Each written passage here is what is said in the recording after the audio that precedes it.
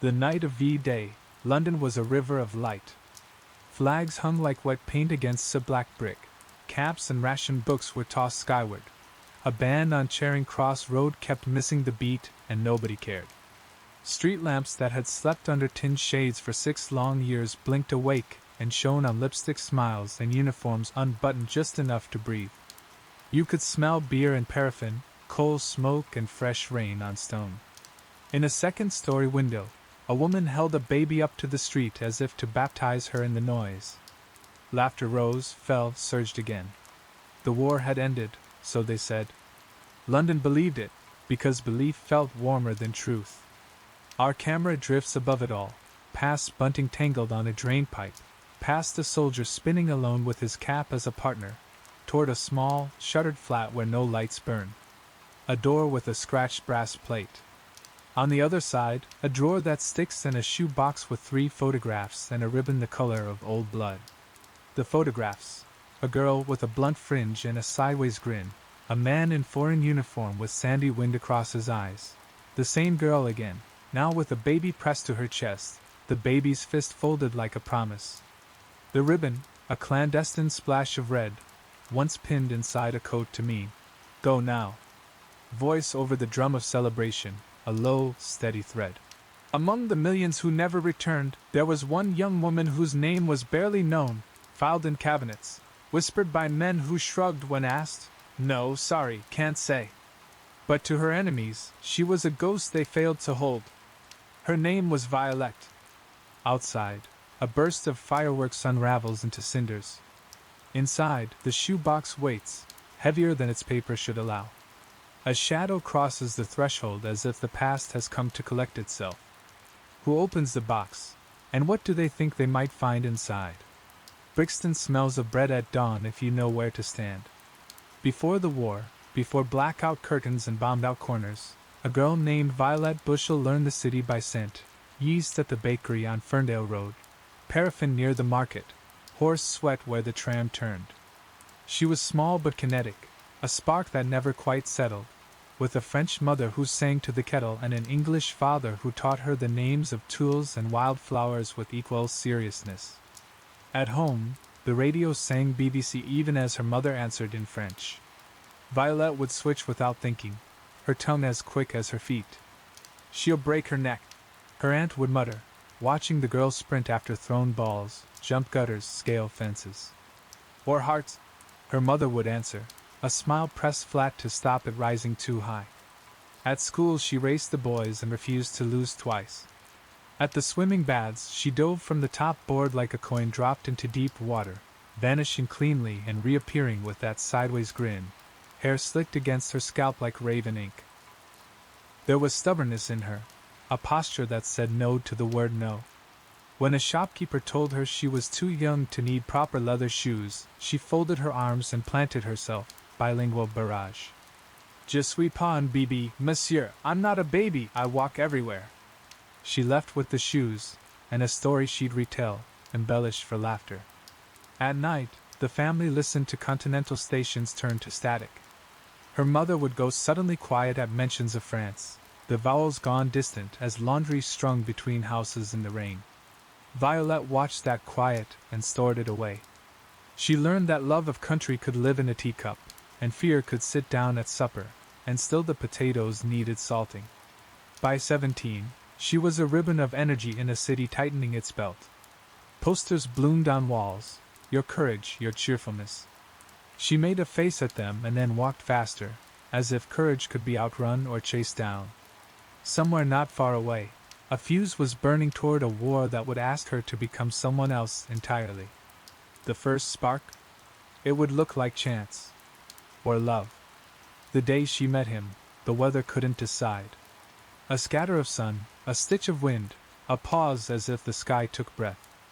It was Bastille Day in London, 1940, the city thick with uniforms and cigarettes, French voices rising from cafes like steam. He stood not quite at ease in a borrowed suit that fit his shoulders but not his wrists, thin lids of metals glinting politely on his heart. Etienne Sabot. Foreign Legion.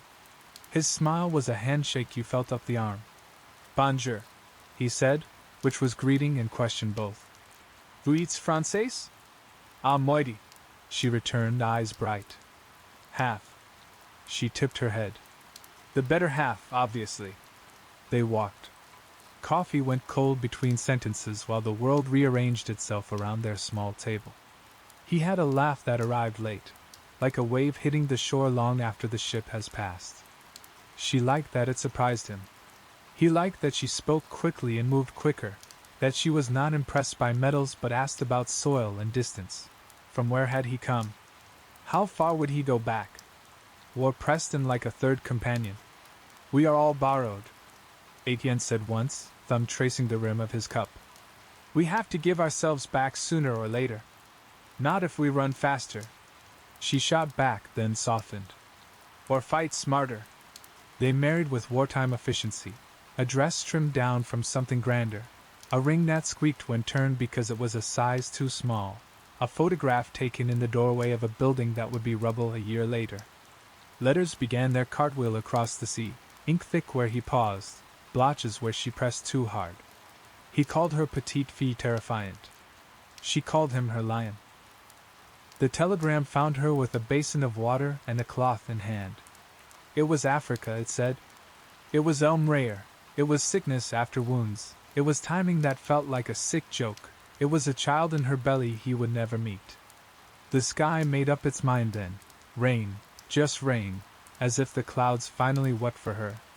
She sat on the bed with the telegram limp on her lap and decided, in the precise way one chooses a blade, that loss would not be the last sentence spoken over their marriage. What did that decision mean? The answer would begin with a knock on a door that belonged to the shadows. The knock was soft, like someone trying not to be heard and desperately needing to be. The man on the step wore a raincoat that considered being a suit. He had a careful face, one you'd forget on purpose. Mrs. Sabo? He asked. She nodded and pulled the door close behind her so the baby wouldn't wake. He blinked past her shoulder, a habit already. I'm sorry about your husband, he said, and the flatness made it truer somehow. He looked at her as if reading margins, age, languages, posture, the tilt of defiance she couldn't hide. We'd like to talk, he said then, about some work that might suit your skills. A pause. Women with French are rare and valuable. Women who look like you, ordinary, quick, rarer. Ordinary? She raised a brow, letting it sting because it made his gaze waver. She preferred men who had to keep up. We operate a ministry, he said, the lie polished. Special Operations Executive. He let the full name land without explaining, knowing its official weight cloaked the unofficial truth. You'd be helping France. My mother's France, Violette said. She tasted the sentence, found it strong. And my daughter's future. He gave a small nod, the recruitment closing like a book snapped shut. You'll need a code name. Louise, she said immediately, not sure why, perhaps because it felt like a door with a key already in the lock. At Baker Street, the air smelled of damp paper and cigarettes. There were maps pinned with colored thread like veins, a typewriter hammering facts into secrets, men and women whose eyes all carried the same quiet decision. She signed the official Secrets Act with a pen that stuttered once then flowed. You understand the penalties? A woman with a widow's bun asked. Violette met her gaze and didn't blink. Completely. Then, the woman said, almost tender, forget who you are when you walk out. Learn again when we tell you.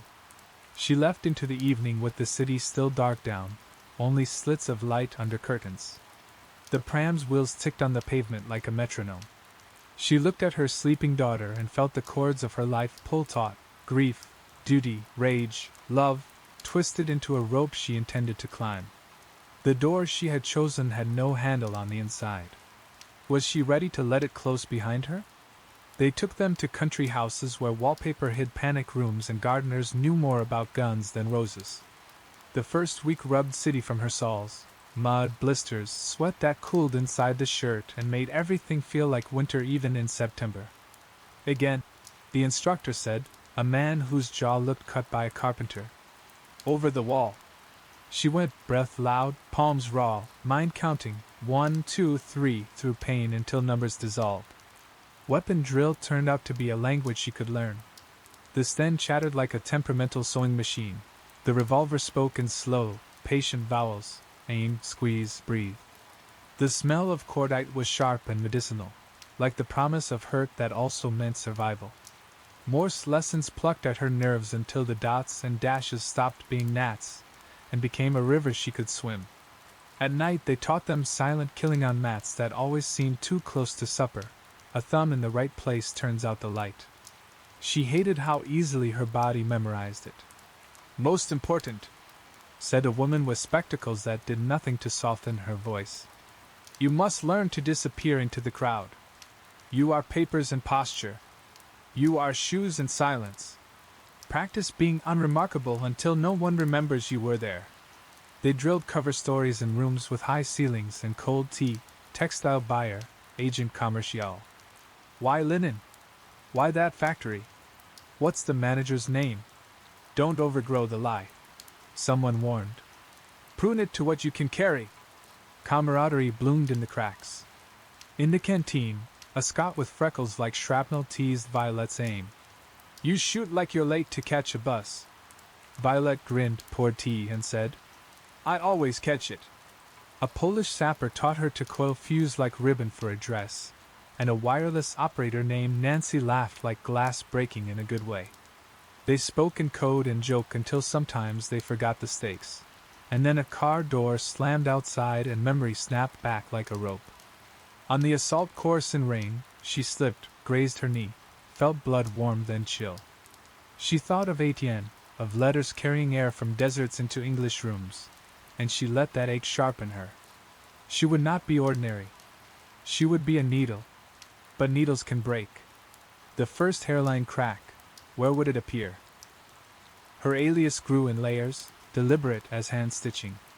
Louise Desfontaines, a buyer for a textile firm in Rouen with a fussy boss who distrusted trains and left negotiations to her. In a suitcase they packed swatches that smelled of dust and dye, invoices stained with coffee, a fountain pen that scratched just enough to feel honest. She practiced her signature until the loops were muscle, not mind. Faked identity cards came on cards thick as stubbornness, the prefix stamped damply perfect. Don't admire them, the forger scolded. You'll stare like a thief. Glance, tuck away. They taught her to age documents with breath and pocket heat, to fold a map along wrong lines so it looked like it had been used by someone else, to keep a photograph of a non-existent nephew in her purse, just off-center, where a bored gendarme's eye might go first. Prepare for capture, said the woman with the widow's bun, sliding a sheet across the table with questions and answers that must never meet. What is your greatest fear? Violette laughed without humor. Spiders, she said coolly, and wrote down another truth she could afford to spend if slapped awake at 3 a.m. Motorbikes. They practiced lying under pressure while a man shouted inches from her face, breath sour with coffee.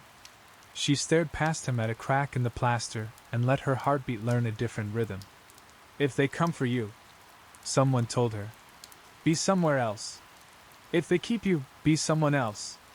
When the radio training finally clicked, it was in the middle of a damp afternoon with sheep staring through wire, as if judging the code.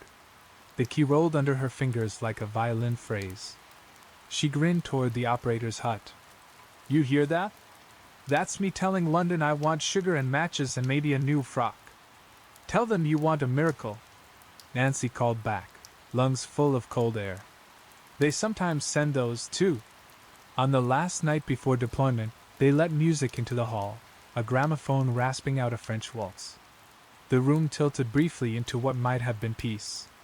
Violette danced with the Scot, then the Pole, then alone, turning once under her own lifted hand as if to photograph herself in memory. Louise, someone said softly, testing the name in their mouth. She turned, already answering to it. How long until the name felt heavier than the one her mother had given her?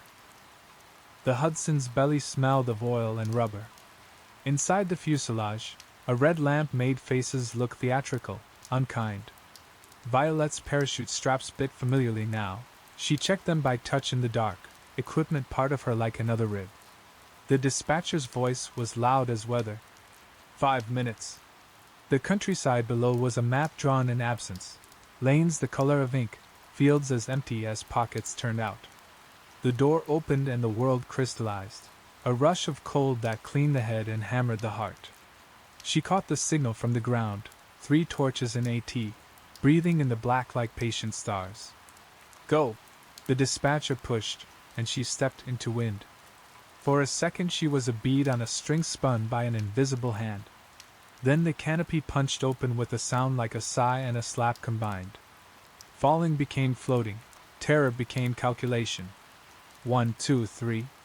Courtyard. Poplars.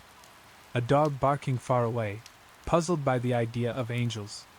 She hit the field with knees that remembered their job.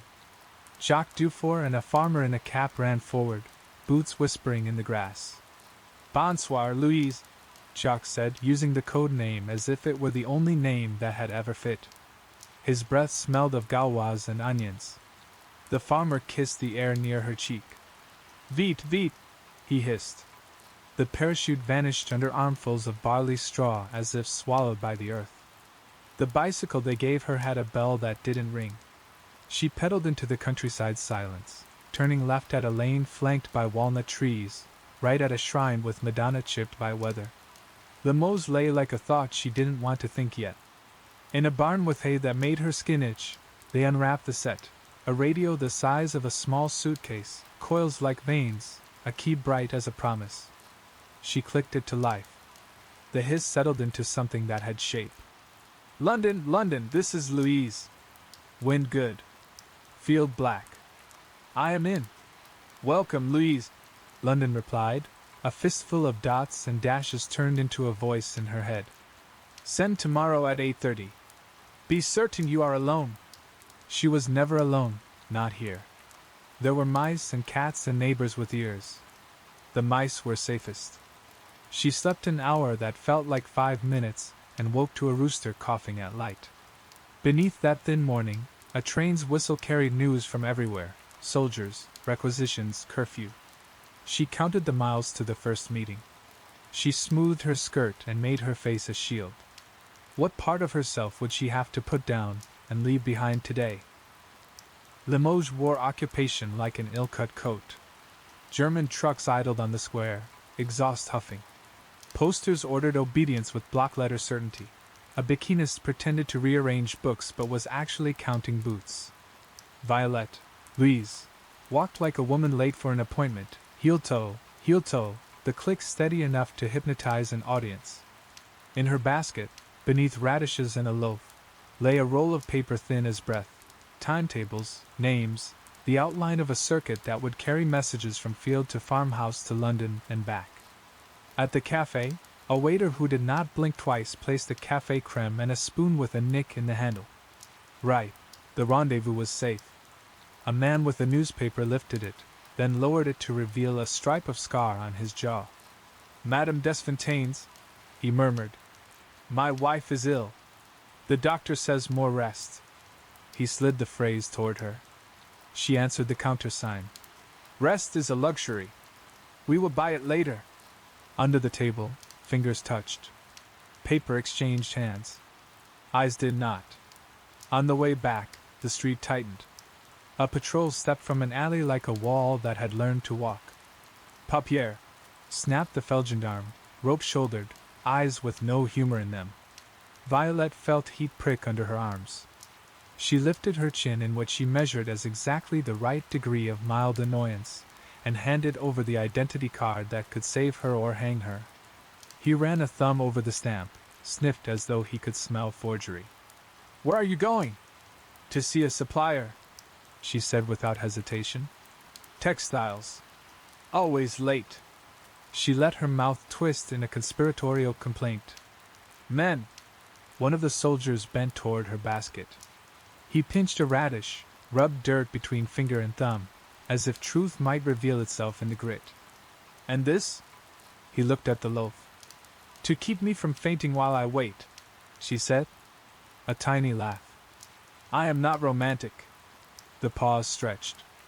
A lorry backfired somewhere close, and someone in a window cursed softly. The soldier straightened and handed back the card with a flick that was almost graceful. Go. But be quick. She walked, the urge to run braided into her calves like fever. At the corner she turned left instead of right, into a lane that smelled of soap from a laundry steaming like a dragon. Her breath shook once, just once, where no one could see it. Then she was back to heel-toe, cover intact, the paper rolls still hidden, as if nothing had passed within inches of ending her story in the middle of a Wednesday. But had they memorized her face? Would the crowd remember the unremarkable woman with the stubborn chin? When next they saw her, would they be closer? Days became a rhythm of risk, mornings for couriers, afternoons for whispers in churches where saints looked away, nights for the radio's soft stutter. Violette traced lines on a map that only existed inside her skull, farmhouse to bakery, bakery to garage, garage to a hillside where sheep chewed and shepherds didn't. She learned the names of German officers by the way townspeople spat them. She learned which gendarmes silently held doors and which counted heartbeats as if they were bullets. One evening, smoke from a wrecked lorry smeared the sky. A derailment outside St. Leonard, rails sprung like ribs, sleepers charred. She hadn't placed the charges, but the circuit she'd coaxed into coherence had delivered the men who did. In the cafe later, men who were not resistance toasted accidents in coffee with too much sugar, and women said, "Tisk," like condemnation when really they meant prayer. She sent London a message on a damp kitchen table while a cat lapped milk with scandalized concentration. Request more fuses, stop movement successful, stop watched by green police. The reply came through a squall of static like words shouted across blowing snow. Acknowledged, stop, stay dark 3 days, stop, trust and no one. She smiled humorlessly. Trust had become a garment she turned inside out twice a day to test its seams. Close calls multiplied. A collaborator with hair slicked into compliance stared too long at her shoes in the queue for bread. Good leather, he observed. Hard to find now. She pulled one heel up behind her and checked the sole with theatrical fuss. Not that hard, monsieur. You only need to know where to look. Later, she shifted the packet of codes from under the insole to a hollow in a fence post, and congratulated herself only once, in the privacy of her lungs. The wrong knock clawed at a safe house door at midnight, 3 fast, 1 slow, instead of 2 to 1. She flattened herself behind a wardrobe that smelled of lavender and damp, felt the house breathe as boots entered, as someone, brave idiot, tried to argue about permits and curfew. "Madam," a German voice said politely just before a drawer was tipped. Her mouth tasted of copper. The boots left. She counted 100 and emerged with the slow poise of a cat from under a car, hands steady only because she'd spent her fear already. Confidence grew not like a tree but like scar tissue, tough, numb at the edges. She knew this. Every success painted a target she couldn't see. London's final message that week carried an odd, formal weight. Your work noted at highest level, stop further tasking imminent. She folded the strip of paper and fed it to a kitchen match, watched it blacken into a curled nothing. Her courage was no longer a secret. In 1944, secrets like that had a way of luring wolves. When the new assignment came, would she smell their paws before they closed? The briefing arrived folded into the binding of a Catholic missal smudged with candle smoke.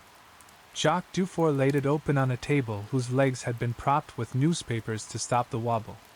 He tapped the margin where a psalm should have been, and instead there were coordinates, names, a directive like a blade wrapped in velvet. "Salesman," he said, then paused, corrected. "Salesman 2. The circuits near Limoges are frayed. Arrest, too many new faces, supply drops missed. London wants us to weave them again. Organize, arm, prepare for whatever the British and Americans plan to throw at the coast." "D-Day," she said, not as question. Outside, a cart bumped over stones, a mule sounding like a tired uncle. Inside, the air tasted of onion soup and cigarette ends. She let the word live in the room, heavy as a trunk. "The Germans are jumpy already." Jacques shrugged with one shoulder and winced. Old wounds singing in damp weather. "We're jumpier. They're sending men from Das Reich to the front. They'll sweep every lane before they drive. She traced the path with a fingertip. Salam Latur Tool Bribe. We need radios in 3 valleys, 2 experienced transmitters, 2 bicycles with soundless bells, and a priest who knows when to look away. She added, almost as an afterthought. And luck. The expensive kind. He smiled without showing teeth. I like you, he said. You remind me of. Don't say a sister. Or a wife. Say a problem you're glad to have. He laughed then quietly. Bon. A problem then. Louise, there's more. Your name's on a list. An SD officer in Limoges is asking clever questions about a woman who doesn't blink at checkpoints. I blink, she said, offended at the inaccuracy. Just when they're not looking. Use different routes, Jacques said. Different shoes. I have a new pair, she told him, and lifted a foot to show a scuffed heel. Very unremarkable. They rode out the next dawn, mist thin as gauze over fields the color of old pewter. The bicycle chain made a sound like prayer beads. At a crossroads, a woman with flour on her arm stood watching them, the ghost of a smile on her face as if she knew exactly where they were going, and why. Violette felt the swing of fate as a tangible thing, pendulum-heavy, precise. She was going back into the mouth of the machine, teeth sharper now, while Allied plans ground toward their own irreversible moment. Could she knit enough threads before the wolves smelled blood? Noon heat stuck to the road like honey. The village of Salam-Latur dozed in the glare, shutters half closed, flies rehearsing circles. Violette rode with her skirt pinned, hat pulled low, a buyer in a hurry with samples she didn't have. Jacques coasted behind, whistling off-key as if to insult the day. The checkpoint was a surprise only by 10 meters, sandbags, a sawhorse painted white, the casual menace of men stretched out of shape by their uniforms. SS, not Feldgendarmerie. The black sunburst of their cuff titles glared like bad omens. One lifted a hand. Halt! Papier gnädige Frau. Another called, and the tone made her scalp prickle. Violette braked, the bicycle obedient. Jacques rolled up alongside, eyes gone small. She felt it, the wrongness, before the search began, an alertness like hounds catching scent. One SS man's gaze snagged on the set of her shoulders, on the way her hands, strong, burn-scarred from too much kitchen, rested not quite like a haberdasher's. Another looked at Jacques' shoes, good leather, city soles, not peasant. Where are you going? The first asked. To Limoges, she said easily. Buyer's Day. Cloth waits for no war. The joke fell between them like a child's toy in a tribunal. Empty the baskets. A flat sentence. Radishes, bread, a bottle of something red, a folded cloth. Violette managed a bright annoyance. Must you put your hands on everything? Germs, you know. The man smiled with only half his face. And you? Off the bicycle. He pointed with the muzzle of a machine pistol toward the verge. Into the field. She slid down, skirts obedient, heart marking a different time signature. Jacques, halfway dismounted, met her eye for a fraction, and she saw him choose. Run. He bolted. The field broke into a skitter of grasshoppers. Halt! The SS shouted, a chorus, surprised into anger. One swung his MP40 toward the fleeing man. Violette moved without asking herself for permission. The sten under her jacket was a hot, crude secret. Her hands found it, drew it, the metal ugly and beloved. She opened fire. The sten chattered, the field twitched with the taste of cordite and terror. One SS man folded at the knees as if genuflecting too fast. Another stumbled, mouth a surprised O. Jacques ran like a prayer someone was finally saying correctly. Vorwärts! Vorwärts! A voice bellowed, and the ditch erupted with more black uniforms, more guns, too many. Violette backed toward the low stone wall, fired again. The sten hiccuped, jam. She yanked the magazine free, felt the obscene patience of time while fingers found the snag. It cleared, she squeezed, one more burst. Her last rounds cut weeds. Click. Click. Empty. She looked up into the small, precise barrel of a pistol held by a man whose eyes were sea gray and without weather. "Jennig," he said. "Enough." She raised her hands, the sten dangling from a strap like a child she couldn't carry further. Behind the wall, Jacques vanished into hedgerow, into legend if he lived. Her chest rose and fell as if lifting something invisible and heavy. Violette smiled, though her mouth trembled. "You'll have to buy your own cloth," she said. It was an absurdity she hoped would lodge in someone's memory like a thorn. Hands grabbed her, metal bit her wrists. Boots, orders, the heat becoming a presence that pressed her down. She looked at the sky as they shoved her toward the lorry, at a single cloud thin as skin. Would London hear what had happened here? Would they guess the cost she had chosen to pay for a friend's escape? They'd put her in a cell that had a window too small to be kind. Limoges prison smelled of disinfectant and old anger. A woman somewhere sang a nursery rhyme until a guard barked, and the song stopped like a bird shot mid-flight. They took Violette out, put her under lights that turned faces into masks. A man with hair parted like a sermon sat, placed a pen carefully on a blotter as if torture could be conducted with manners. "Name: Louise Desfontaines," she said, the alias balancing on her tongue like a coin waiting to be flipped. "You fired on SS officers," he observed. "Unwise. Sometimes sales are competitive," she returned. He looked briefly amused, and she hated him for it because it meant her words had found someplace in him human enough to move. They slapped her. Not hard at first, that came later.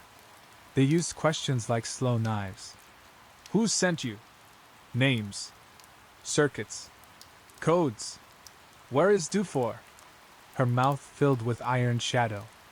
Between sessions, a woman with quick hands dabbed blood from Violette's nose with a handkerchief that smelled of violets. "Je m'appelle Lise," she whispered. "Je suis personne. I am nobody." It was a benediction. Violette counted. She counted tiles, seconds, breaths between questions. She told them about spiders. About motorbikes. She let them have small truths and swallowed the big ones until they burned. "They can't break me," she whispered to herself once, between the door closing and the chair scraping back. It wasn't bravado, exactly, it was architecture, the way a beam insists the roof stays up. After Limoges came Paris, France, transport in a van that smelled of piss and men's jokes, then a train with shutters closed that nevertheless let photographs of station platforms flicker across her retinas. France was colder. The interrogator's shoes were quieter. One spoke French like he owned it. "Violette," he said finally, and her name in his mouth felt like theft. "Tell me something true." "I am tired," she answered. "That is not a secret," he said. "You were brave at Salon-Lauter. Why?" She gazed at the pattern the light made on the table, the fine, treacherous net of it. "Because somebody had to run." He leaned back. "You will run no more." "You are wrong," she said softly. "Even now I am running." He tilted his head, hearing the riddle. "In your head?" "In your head," she corrected. "You will chase me there and never catch up." They beat her worse after that, because poetry enrages men who are afraid they're being mocked. That night she lay on a cot that squeaked if she breathed and thought of Tanya's small hand around one of her fingers, of Etienne's laugh arriving late, of a barley field swallowing silk. The next morning, chains. Orders. A list read out in a corridor that smelled of boiled cabbage. Ravensbrück, someone whispered, in a voice that made it sound like a black lake. What would it take to keep her head above that water? The cattle wagon's door clanged shut with the finality of a lid on a coffin. Wood slats admitted a seam of light, and the smell of countryside that arrived in brief, cruel drafts. Manure, damp hay, rain on iron. There were too many bodies for the space, a geometry of suffering where each person became a corner the others pressed against.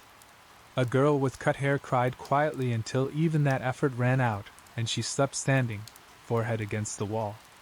Violette found a place near the seam of light and made it a job to share it, 30 seconds each for the line of women who wanted to see the world shaped like hope. "Tell me something about your kitchen," she said to one who trembled. The woman blinked. There is a window, she said. Small.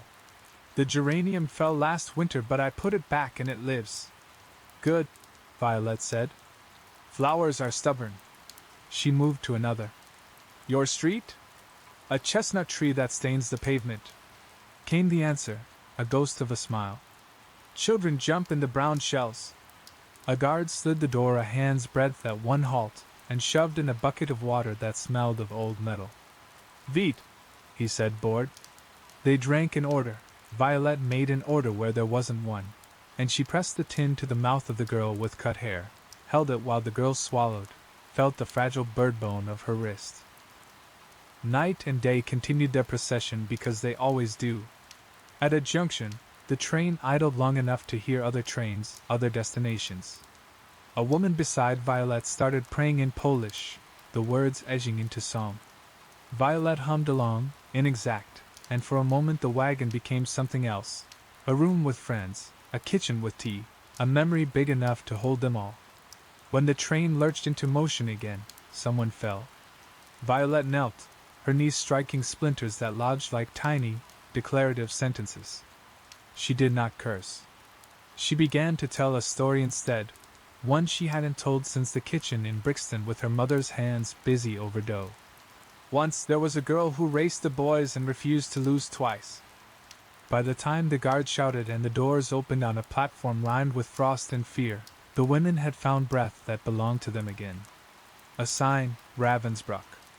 An odor, coal smoke braided with something you can only call absence. A woman in a striped dress shouted in German and French, voice worn thin. Raus! Schnell! Clubs guided the slow. Dogs translated the rest. Violette stepped down and straightened her spine as if it mattered to someone keeping score. Hold on, she said, not grandly, not loudly, but in a tone that belongs to mothers and captains.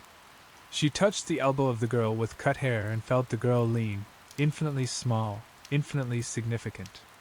Would this place devour even the idea of a future? Or would the idea fight back? The camp's geometry was viciously neat. Barracks like ledger lines. Wire that sang when the wind moved. Watchtowers at the corners, their glass eyes reflecting every shiver. Roll call before dawn. Women arranged by numbers that replaced names, standing on ground that tried to pull warmth down and keep it. The sky often looked like a bruise, flat purple, yellowed at the edges. They shaved heads in a room with drains. Hair fell like language. Violette's scalp felt new, too exposed. She lifted her chin anyway. A prisoner couple with hands like hooks shoved a dress at her, striped, too big, smelling of another's fear. Number, the woman barked, and Violette repeated the digits until they belonged to her mouth in the way a stone belongs in a shoe. Never comfortable, never forgotten. Work, lugging stones from one pile to another and back again, because futility is also a tool. Later, a munitions factory, the air metallic, sweet with grease. She counted to distract herself, matched the rhythm of her hands to the numbers, told herself she was conducting sabotage by millimeters, a screw slightly loose, a spring a hair askew. Danger lived under this, pulsing. The capo's eyes were a metronome of threat. At night, whispers carried down bunks like letters folded and passed hand to hand. The American planes flew east today. A woman from Compiègne says Paris will rise. They shot 3 for stealing beet peelings. Violette told none of her own stories. She asked others for theirs. A seamstress from Lyon described the feel of silk so exactly that for a minute the bunk became a chaise in summer. A Jew from Warsaw spoke of snow, of the sound of boots on stairs. She spoke of a little boy's laugh. Violette absorbed each as if storing them to spend later. Who are you? The girl with cut hair asked one night, voice floating upward from the bunk below. Louise, Violette said reflexively then, after a pause that felt like confession. Violette, we are all not ourselves here, but I would like to remember at least one thing true. They say you shot at them. The girl whispered, all like a candle cupped in her hand against wind. They say many things, Violette murmured. I only know I didn't run when it would have been easy. Silence lay soft for a moment, then the girl's hand appeared from the side of the bunk, palm up, seeking. Violette placed her own on it. Their hands warmed each other in the small, stubborn way of stars. A rumor reached the block. A British woman in another compound, dark hair, pretty, silent under questions. The women passed the rumor like bread. Violette tasted it, smiled into the dark. She was not alone. She would never say the name out loud here. Names were currency and curse. But she let the thought settle in her bones. Could courage circulate in a place designed to bleed it out? They came for her once with a doctor's pretext, examination, and she walked into a room where metal trays held instruments that glinted with theoretical mercy. A man in a white coat asked questions that orbited pain. She answered in French so elegant it cut. "Je sais rien. I know nothing." He frowned as if she'd mispronounced something. When they pushed the needle of a question deeper, names, codes, she let her mind go to a lane with walnut trees and a shrine to a chipped Madonna. She spoke to the statue in English, and thought. "Watch me. Don't blink. Work again, the factory." A guard with a scar like a thumbprint across his chin stared as if she were a puzzle with a missing piece. "French?" he asked in bad schoolboy words. "Half," she said, carving the syllable to something that might cut. "Half." It felt like a prayer. On a Sunday that didn't look different from any other, a woman in the block began to recite the rosary in a whisper that gathered companions. Violette joined not because of doctrine but because beads in the dark are like counting stones by a river. Faith replaced fury some days, as the outline of the world shifted beyond her control.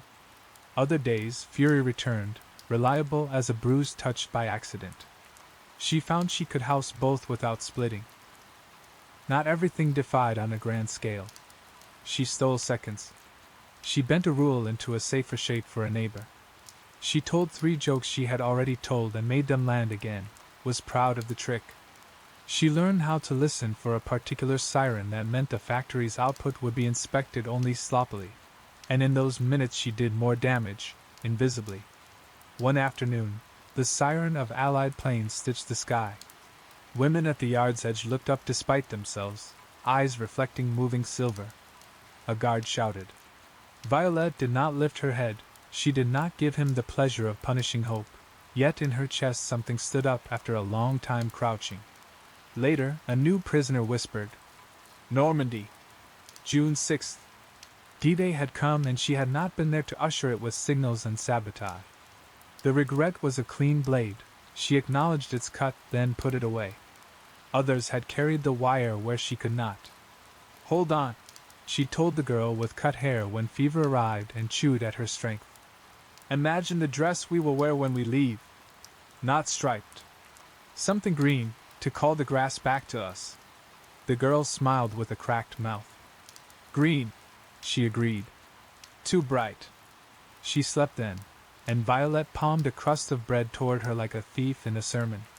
Winter came to the camp as if it had been waiting for permission. Cold wrote itself into marrow. One morning, names were called that the wind tried to erase. Violette's was among them. She stood, smoothed a dress that couldn't be smoothed, and kissed 2 fingers to press them against the wood of the bunk, like a pact. Was this a work detail? Or the last page? The corridor smelled of phenol and finality. She walked anyway, chin level, a strange calm settling like snow. What did you do with the seconds before the end? Spend them, or save them for someone else? The room had walls the exact indifferent color of oatmeal. A woman with a clipboard mispronounced everything. Boots arranged themselves in 2 rows as if for a parade that had forgotten its music. Violette stood where they told her, hands behind her because they wished it, because ritual pleases even the cruel. A man read words as if the sense of them were not important. Sabotage. Espionage. Resistance. He made each sound like furniture being moved in an upstairs flat, annoying, distant, impossible to argue with. Violette listened and decided she would not give him the courtesy of an expression. She thought of Tanya's fist the day she was born, folded like a promise. She thought of Etienne's late arriving laugh. She thought of barley swallowing silk, and of a bicycle bell that didn't ring. Any last words? The question floated, gaudy in its pretense of generosity. Violette inhaled. The air tasted of dust and gun oil and something metallic that had never been blood but always suggested it. Tell my daughter, she said steady, that I thought of her every day. She did not ask them to deliver it. Requests are chains. She looked past the men, past the wall, into a field where a single cloud hung thin as skin. Fire cracked in a sequence tidy as a ledger. The world lurched and steadied under a white light that was not light. She felt the ground refuse and then welcome her. Somewhere, a woman sobbed once, short as a cough. Somewhere, a guard said, Allons wife, in a tone used for closing windows. There are moments after a sound where echo makes its own space. Into that space came, impossibly, the scrape of a pencil, distant, a clerk recording the facts, a bureaucrat making sure the world was properly arranged. Into that space came, also, the stubborn noise of the living, the clink of a spoon in a tin, the murmur of a prayer, the seditious rumor that outside the wire the front was bending. In a camp built to erase, Violette refused. She had refused at a checkpoint, in an interrogation, in a factory, on a yard. She refused again now, not in body is finite, but in echo. The women who had whispered her name would carry it into other rooms, into kitchens, across borders. They would say, Elle n'est pas parle. She did not talk. They would add a detail, true, embroidered, who can say, about a smile or a joke or a stitch in a machine that never quite fit afterward. Spring would come. It always did, even to places that did not deserve it. And when it did, long after a certain ledger was closed, a door in London would open onto a quiet office, and someone would pull a file that shouldn't exist and say, We have news. What would that news sound like, when spoken into a room where a child sat with bright eyes and a ribbon of hair the color of raven ink?